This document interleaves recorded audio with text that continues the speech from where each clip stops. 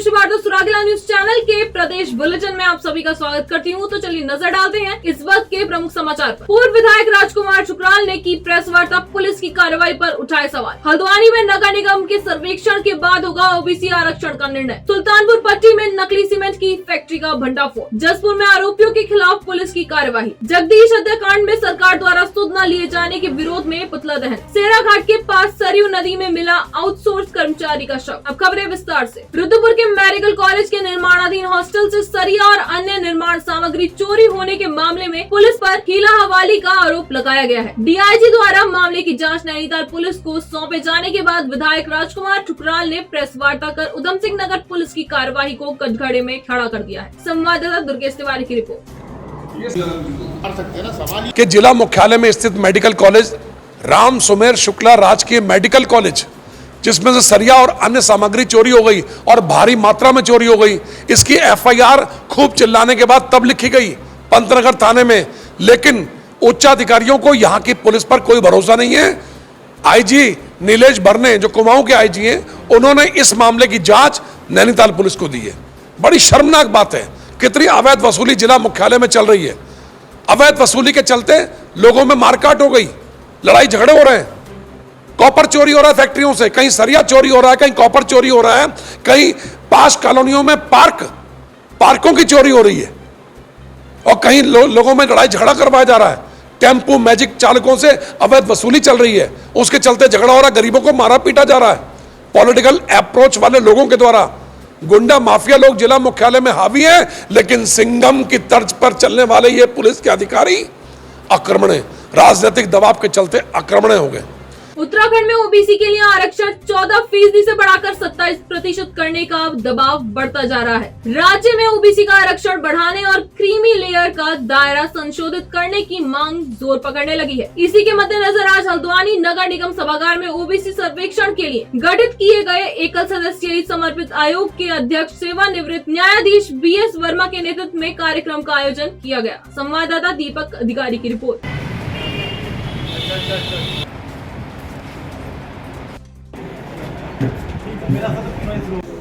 देखिए, जन सामान्य की इसमें भागीदारी होनी है और जन सामान्य से ही हमको आंकड़े एकत्र करने हैं। शहरी निकाय क्षेत्र, गाँव और शहर में थोड़ा फ़र्क है। गाँव में ग्राम प्रधान या कोई भी प्रतिनिधि किसी को बता देगा, वहाँ जानते हैं, सब जाति के आधार पर सबको जानते हैं। शहर में बराबर वाले को भी नहीं जानता, इसलिए शहरी निकाय वालों को कहा गया है कि वो गहन अध्ययन करें और जो आंकड़े जो हम देंगे प्रपत्र, उसमें सही तरीके से भरें।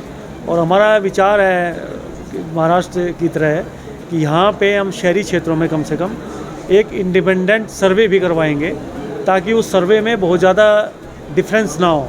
यदि डिफरेंस होगा तो फिर वो जिम्मेदार होगा कि इसका मतलब वो नगर निकाय अच्छे तरीके से कार्य नहीं कर रहा है। पंचायतों के आंकड़े हमारे बहुत अच्छे रहे।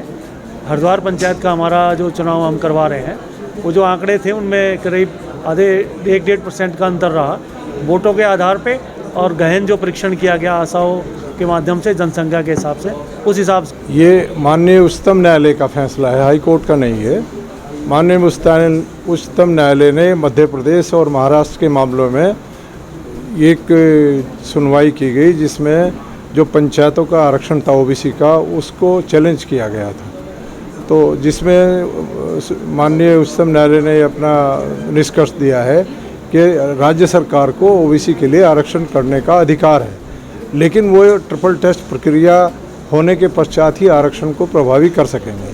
रामनगर पहुंचे प्रदेश अध्यक्ष महेंद्र भट्ट का विधायक दीवान सिंह बिष्ट सहित सभी वरिष्ठ भाजपा कार्यकर्ताओं ने स्वागत किया और रैली निकाली। संवाददाता कैलाश सवाल की रिपोर्ट।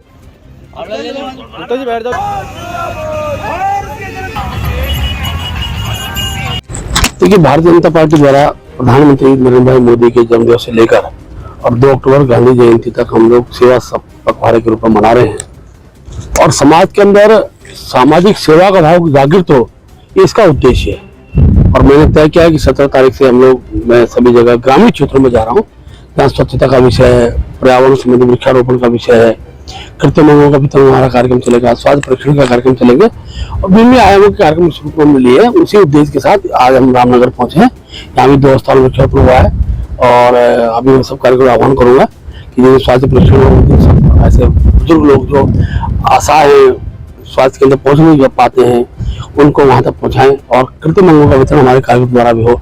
खासतौर पर चश्मा है, आपका फोन है, व्हील चेयर है, जो लोग कर सकते करना है, कि जिसको जो आवश्यकता है मोदी जी के इस आह्वान को समाज में ले जाना चाहते हैं। सुल्तानपुर पट्टी में छोई रोड स्थित गोदाम में पुलिस और एसओजी की टीम ने नकली सीमेंट की फैक्ट्री का भंडाफोड़ कर नकली सीमेंट से भरे 500 कट्टे और 900 कट्टे खाली बरामद किए। साथ ही 5 लोगों को पकड़कर पूछताछ शुरू कर दी है। संवाददाता शुभम गंभीर की रिपोर्ट। एक बहुत बड़ी उपलब्धि है आज एसओजी और बाजपुर की टीम को सूत्रों से जानकारी मिले कि एक फर्जी फैक्ट्री है, नकली फैक्ट्री है, जो अनऑथराइज्ड फैक्ट्री है। अनधिकृत रूप से इन्होंने सीमेंट पैकिंग का एक छोटा इंडस्ट्री टाइप खोल के रखा था, जो बिल्कुल ही अधिकृत नहीं है। तो बाद में इस सूत्रों के आधार पर हमने जो टीम ने जब रेड मार के देखा तो यहाँ पे एक टोटल बड़ा फर्जीवाड़ा चल रहा था।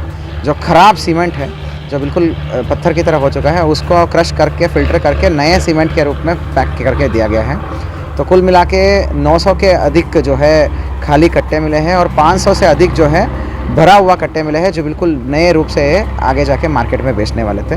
काफ़ी लोगों को संदिग्ध मतलब वहाँ पे इन्वॉल्व लोग हैं, इनको हिरासत में लिया गया है। इनसे अग्रिम पूछताछ की जा रही है। पूरी कहानी जब खुलेगी तब एफआईआर भी रजिस्टर किया जाएगा, उनके ऊपर अग्रिम कार्रवाई की जाएगी। बात कीजिए अरेस्ट अभी तो हिरासत में है, लोगों से पूछताछ की जा रही है इस पूरे घटनाक्रम में क्या है, क्या मोडस ऑपरेंडी है। आप सबने देखा वहाँ पे फिल्टर टाइप करके, छलनी करके, उनको क्रश करके जो इन्फीरियर सीमेंट को उन्होंने नए सीमेंट के तौर पे उन्होंने पैकिंग कर रहे थे। तो इसमें पूरा कौन कौन इन्वॉल्व है, क्या मोडस ऑपरेंडी है, ये सब कुछ विस्तृत, ये अभी विवेचना का ही पार्ट है। तो हुआ है तो तुरंत हमने आपको बता दिया है। अभी तो कुछ लोगों को हिरासत में ही लिया है, बाकी जब एफआईआर होगा, विवेचना होगा, सारी चीज़ें बाद में। कहाँ हैं सब लोग? शाम की चाय तो एक साथ होनी चाहिए, सब लोग एक साथ बैठना ही नहीं चाहते। पापा, try this. लो, सब लपक लिए।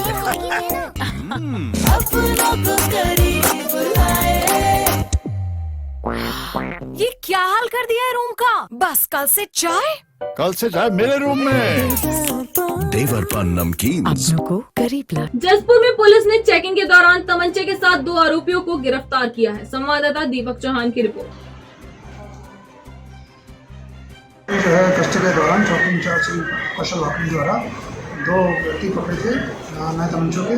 इसमें एक निज़ामगढ़ जसपुर का है, एक पतरामपुर जसपुर का है, और इनके पास से, दोनों के पास से असला पकड़ा। जी हाँ, कंटिन्यू लगातार हमारी टीम के द्वारा लगातार कार्रवाई की जा रही है और भविष्य में इस प्रकार की कार्रवाई करते रहेंगे। कॉर्बेट नेशनल पार्क से सटे तराई पश्चिम वन प्रभाग में अवैध पतन, खनन समेत उप खनिज की तस्करी करना तस्करों के लिए अब आसान नहीं होगा। तराई पश्चिम वन प्रभाग के डीएफओ ने तराई के 8 संवेदन और अति संवेदनशील क्षेत्रों में बैरियर लगाने की मंजूरी उच्चाधिकारियों से मांगी थी, जिसके बाद उच्चाधिकारियों ने 8 बैरियरों को लगाने की मंजूरी दे दी है। संवाददाता कैलाश सोयल की रिपोर्ट। इसमें जो हमारे कुछ निकासी बैरियर्स का प्रस्ताव भेजा गया था वन संरक्षक पश्चिमी वृत्त महोदय को, तो उसमें उनके द्वारा जो है स्वीकृति प्रदान की गई है। तो इसमें कुल 8 बैरियर विभिन्न मोटर मार्गों पे लगाए जाएंगे। इसका मुख्य उद्देश्य है कि जो वन अपराध हैं हो रहे हैं और जो उप खनिज का अवैध अभिवहन हो रहा है उसको प्रभावी रूप से नियंत्रित किया जा सके। उधम सिंह नगर के किलाखेड़ा में 16 सितंबर को डेंगू के 2 मरीज सामने आने के बाद स्वास्थ्य विभाग में हड़कंप मचा हुआ है। स्वास्थ्य विभाग की टीम जिले के ब्लॉकों में घर घर जाकर सर्वे कर रही है और लोगों को डेंगू के लक्षण और उससे बचाव के लिए बरती जाने वाली सावधानियों के बारे में जानकारी दे रही है। संवाददाता दुर्गेश तिवारी की रिपोर्ट। नगर में तो लगातार हम स्प्रे और फॉगिंग करा रहे हैं। सोर्स रिडक्शन का कार्य हमारा 1346 करीब आशाएं हमारी हर जगह जो है जाकर वो घर घरों में जाकर सर्वे किया जा रहा है। करीब जो हमने 4,30,000 के करीब घरों को जो है सर्वे कर लिया है, जिसमें जो भी हमें अगर कहीं पर पानी भरा हुआ मिला है या कहीं पर ऐसे क्षेत्र वो है कंटेनर थे, उन सबको खाली कराकर लार्वा से खाली करा लिया। रामनगर में नेचर गाइडों ने गर्जिया जोन को खोले जाने के बाद शिफ्ट किए जाने को लेकर उप निदेशक को ज्ञापन सौंपा। उनका कहना है कि गर्जिया जोन विगत 3 माह से बंद होने के कारण हम बेरोजगारी से गुजर रहे हैं, किंतु हमें कॉर्पोरेट प्रशासन पर पूर्ण विश्वास है कि पार्क प्रशासन हमारे रोजगार को पुनः नियमित रूप से संचालित कराएगा। संवाददाता कैलाश चौहान की रिपोर्ट। सबसे पहली मांग जो है हमारी कि गेट को ओपन किया जाए, वो चाहे गर्जिया से किया जाए या कहीं और से किया जाए, वो डिपार्टमेंट पे डिपेंड करता है कि वो कहाँ से गेट को ओपन करे। बट ये है कि सबसे पहले 3 महीने से हम लोग बेरोजगार हैं, कोई अर्निंग नहीं है, तो वो सबसे बड़ी पहली मांग है। और दूसरा ये है कि हाँ, अगर गर्जिया से होता है तो उसके रोड जो है, रास्ते हैं, इतने दुरुस्त किए जाएं कि उसमें कोई खतरा ना हो। क्योंकि देखिए, जब पहाड़ी से हम लोग ऊपर को चढ़ते हैं और हाथियों का झुंड ऊपर से नीचे को आता है, तो उस टाइम पे हम लोग का काफी बार खतरा रहता है कि हम लोग पीछे जा सकते हैं। और 4 व्हील ड्राइव होता है, पत्थर लगाना पड़ता है, उतरना पड़ता है। कभी कभी ऐसा भी होता है कि पर्यटकों को उतारना पड़ता है। और बारिश के मौसम में तो ऐसा हाल होता है कि हम लोग की सफारी ही गेट बंद कर दिया जाता है, जो कि उचित नहीं है। इसलिए डिपार्टमेंट चाहे गर्जिया से खोले या रिंगौड़ा से खोले, ऐसे मार्ग खोले कि हम लोग 12 महीने हमारी जो सफारी है वो चले। हमारी मेन मांग आज यही है, जैसे कि अन्यत्र सूत्रों से पता चल रहा है, हमारा जो गर्जिया से प्रवेश द्वार बनाया गया था, उस पर लगातार वाद विवाद चलते आ रहे हैं। क्योंकि हम हर समय अपने पर्यटकों के साथ उतरकर वहां से गाड़ी को संभालते हुए नीचे जाते हैं, क्योंकि वो बहुत ही विषम परिस्थिति में वहां से जाना होता है, कभी भी वहां से जनहानि हो सकती है। तो हमारी रिक्वेस्ट थी नेशनल पार्क से भी कि उस प्रवेश द्वार को अन्यत्र शिफ्ट किया जाए। जैसे कि हमें वैसे भी उससे दिक्कत है, क्योंकि राउंड ऑफ ईयर हमारा जोन रखा गया है, और जो जोन रखा गया उसमें केवल 6 महीने ही मुश्किल से अगर गर्जिया गेट से सफारी मिल सकती है। और हमारा जो वार्षिक जो टूरिज्म जोन को खोलने की बनाई गई है प्रक्रिया, वो वहां से नहीं चल सकती है। इसलिए हमारा आग्रह था कि जो गुहार थी कि अन्यत्र गेट शिफ्ट किया जा रहा है, हमारी पार्क प्रशासन से भी मांग थी, उन्होंने हमारी मांग को सुनते हुए डिसीजन लेने जा रहे हैं। लेकिन कुछ लोग अपने निजी स्वार्थों के लिए और लोगों को झांसे में लेकर इस जोन को गर्जिया जोन से चलाना चाह रहे हैं, जो उचित नहीं है।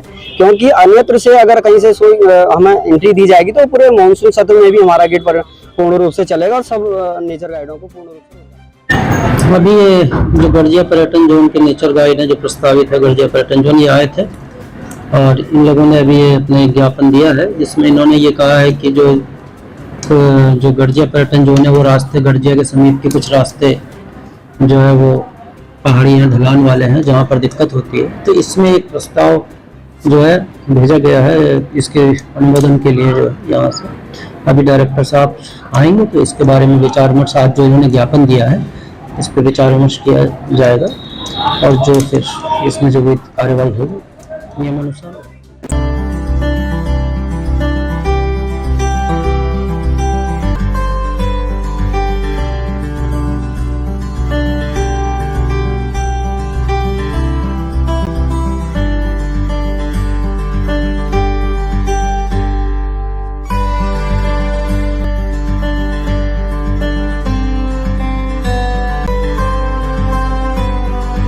भिकियासैंण के पनवादेवखंड गांव निवासी जगदीश चंद्र के परिजनों की सरकार द्वारा सुध न लिए जाने पर शिल्पकार वेलफेयर सोसाइटी के बैनर तले युवाओं ने चौगानपाटा में एकत्र होकर सरकार का पुतला दहन किया और सरकार के प्रति नाराजगी जताई। संवाददाता हेमंत सिंह मेहरा की रिपोर्ट।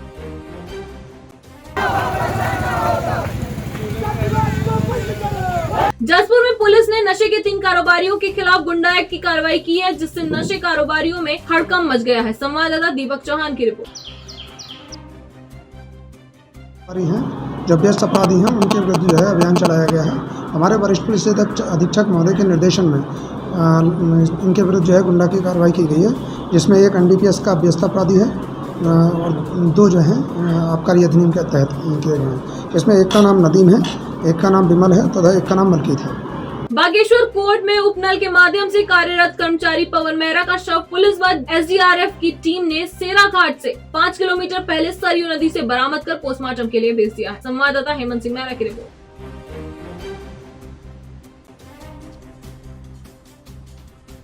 रामनगर में अज्ञात चंदन लकड़ी तस्करों ने 2 चंदन के पेड़ काट दिए। ग्रामीणों की सूचना पर वनकर्मियों ने मौके पर पहुंचकर जांच पड़ताल की तो CCTV फुटेज में 3 तस्करों की तस्वीर कैद हुई है, जिसके बाद वनकर्मियों ने इस घटना को अंजाम देने वाले तस्करों की तलाश शुरू कर दी है। संवाददाता कैलाश चौहान की रिपोर्ट।